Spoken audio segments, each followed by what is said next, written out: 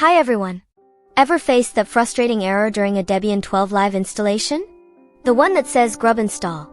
Error/boot/FE doesn't look like an EFI partition? You're trying to get your new system up and running, and then this message stops you cold. It's a common hurdle, especially for those new to UEFI installations. But don't worry, we're going to break down exactly what's causing this and how to fix it, step by step, so you can successfully install Debian 12. Let's dive into the problem and its solution. 1. Understanding the error. This error usually means your Debian Live USB was booted in the wrong mode. Your computer has two main ways to boot: BIOS, also called Legacy, and UEFI. When you want to install Debian 12 in UEFI mode, which is the modern standard, your live USB itself must also be booted in UEFI mode. If it boots in BIOS mode, the installer gets confused when it tries to set up grub for a UEFI system, even if you have an EFI partition ready. It simply doesn't recognize that partition as a valid EFI target because its own environment isn't set up for UEFI. 2. How to check your current boot mode. Before doing anything else, let's confirm how your live USB booted. Open a terminal in your Debian live environment. Type ls/sys/firmware/fe. If you see a list of files and directories, great! Your system is running in UEFI mode. This might mean the issue is slightly different, perhaps a mounting problem. However, if you get an error like no such file or directory, then your live USB booted in BIOS/legacy mode. This is almost certainly the root of your problem.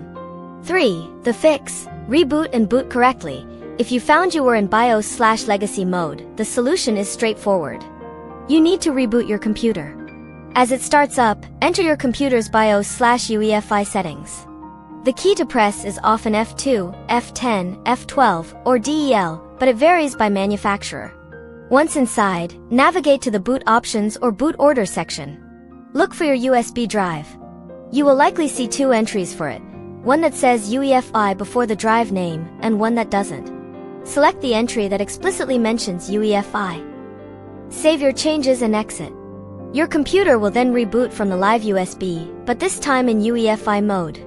4. Proceed with installation. Once you've successfully booted the Debian 12 live environment in UEFI mode, you can continue with your installation.